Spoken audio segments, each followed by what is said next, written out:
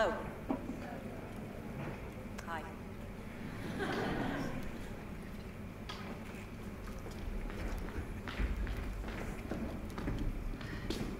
Hey.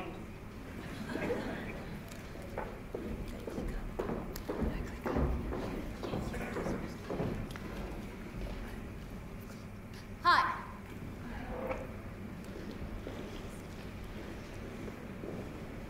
All right. We're X Collective, and this is a celebration of TED. Could we get our presentation? Oh, we have prepared for this, so hate to miss out. Yeah, we have prepared some slides. Not that one. Great. Okay. Thank you. Hi, TEDxManchester. Hello. First thing we'd like to say is, before we get started, you guys have sat beautifully all day. So, well done. Anyway, I'm Sarah, and I'm here today to ask you all one very simple question. Are you dancing? Are you asking, you might ask? To which the answer would be yes. Yes, I am asking. I'm asking you, TEDxManchester. I'm asking you to see your life, to see my life, to see the life of the person sitting next to you right now, and I'm asking you to really see it. I'm asking you to look at the highs, the lows, the successes, the failures, and I'm asking how, in the face of all that unpredictability, in the face of all that potential for triumph and disaster, how do we keep on dancing? Thanks, Sarah. Interesting stuff. But I'm here today to talk to you about islands, about men. You could say I'm here to talk to you today about talking about islands and men. No man is an island. John Donne. John Donne. What? It's John Donne. John Donne, 1618. Human beings do not thrive when isolated from others. Phrases.org.uk 1996. I'm here to talk to you today about islands and men and perhaps how we can thrive. How can we thrive when isolated from others? But who am I? What do I know? I'm Lowry. I'm a woman. I land here before you to talk about islands and men. Thanks, Lowry. Pleasure, Sure. pleasure. Thanks, sure. But what I want to ask is, we all have moments of darkness, don't we? When we feel like there's something wrong with us, like we're worthy only of being thrown away, like a piece of rubbish into an old dark storeroom. Well, my name's Leonie, and I have the authority right now because I'm here, and in a way, you're all there. So, what I want to do today, TEDxManchester, after I've paused,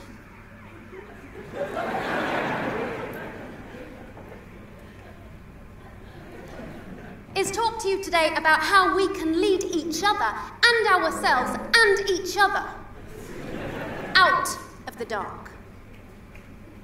Nice one. Who here is a dreamer? Who here is convinced of their own genius? And that if the world could literally see inside their head, it would be a better place? I am. I'm Lydia, and I'm a dreamer. Who here is a realist? Who knows that they can advance through life only by doing what they can physically achieve?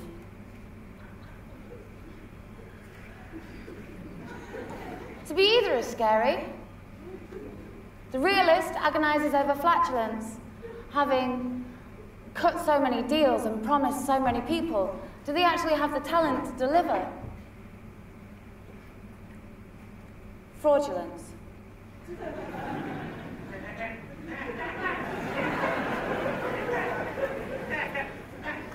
The dreamer agonizes over failure, that they will die in poverty, having not achieved anything, having not changed the world in any way, leaving no imprint of themselves.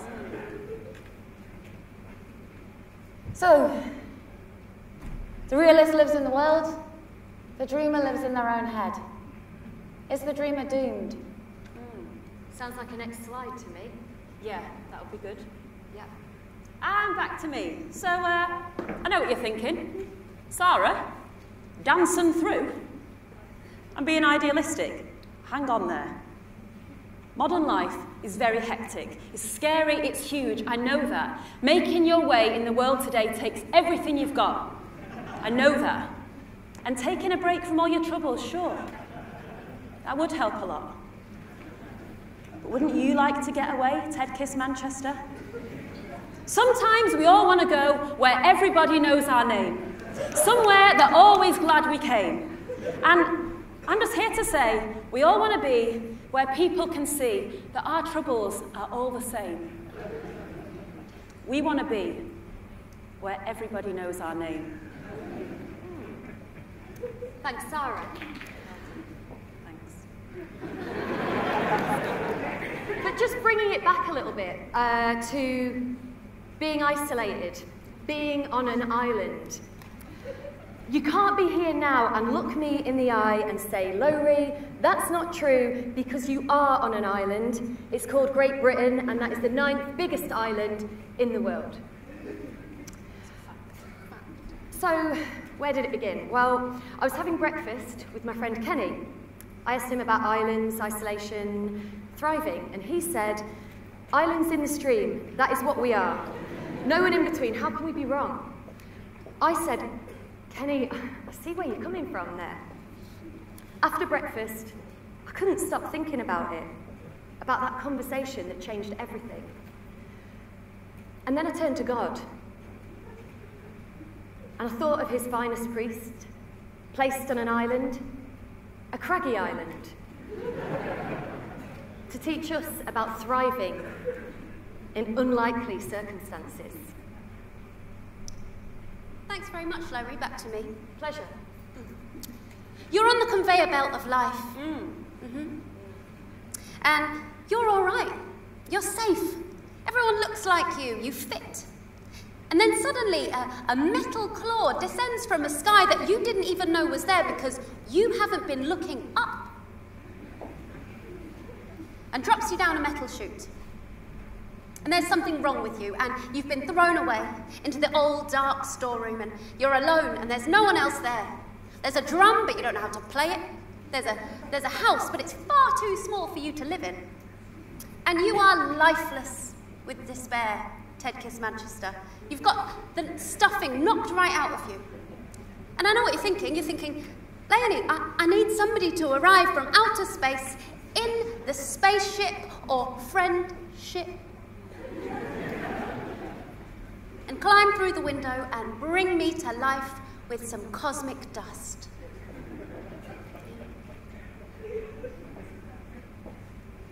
Harriet is a dreamer. She makes handbags. She started out small, selling first to friends and family, and now she's got stockists all over the world. There came a point when the demand for Harriet's handbags outweighed what she was able to supply. She freaked out. She began to fear ethically sourced leather, buckles, straps of any kind. At a lowest point, she abused industrial glue. It was then when she realised that she didn't fear handbags. It was her own mind bag that she feared. At the same time, Harriet was investigating logistic firms in order to export across continents. Now, logistics was originally a purely military term, defined as the activity of organising the movement, equipment, and accommodation of troops.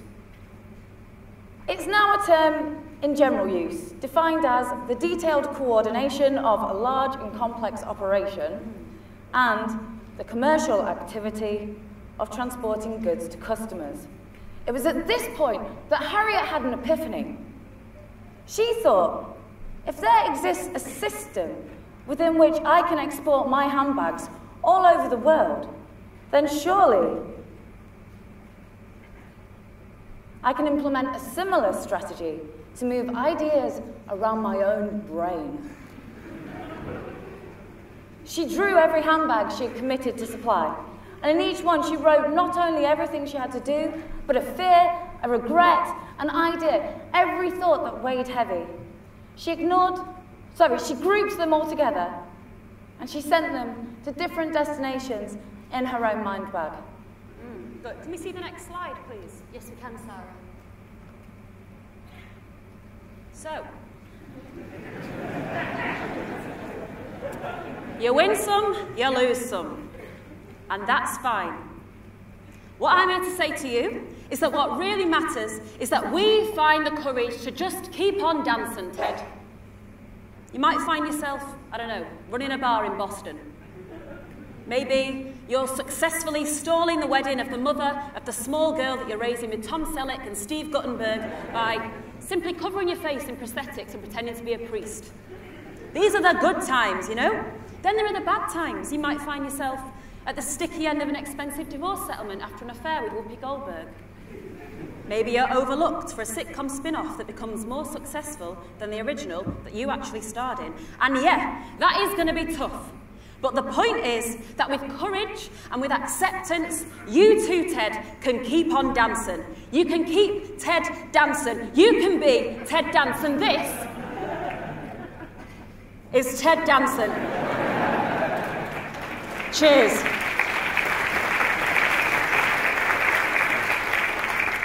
Aren't we all just an island, though?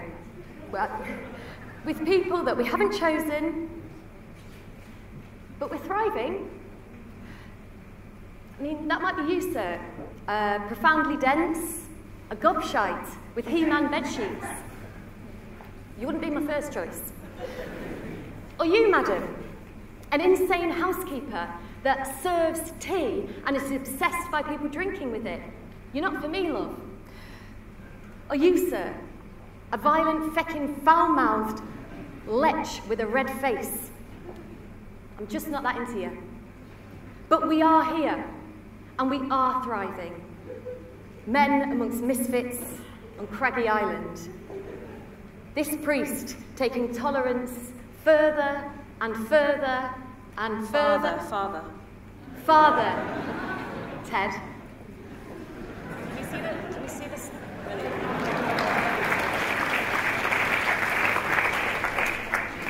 Scintillating stuff, Larry, thank you. You're welcome. This cosmic dust that I was talking, do you remember the cosmic dust? It might be a way of thinking, or a mantra, or it might even be a single secret word. But these are the things that change us, that empower us, TEDxManchester. By listening and connecting with the people around us, using what we can learn from each other to become braver in the dark. I believe that we too can become super, Ted.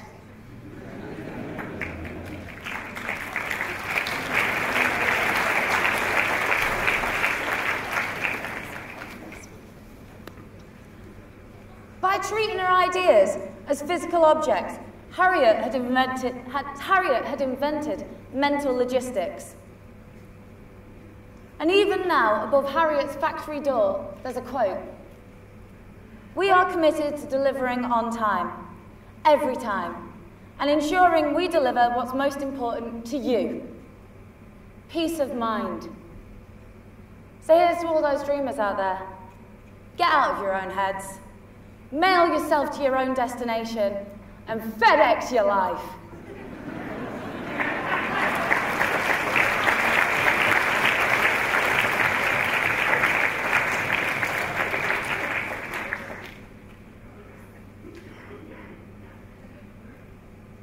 TEDx.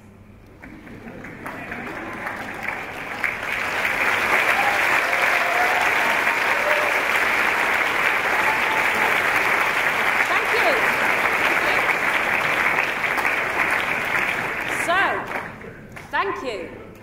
We've been X Collective, you've been you, and this has been a celebration of TED.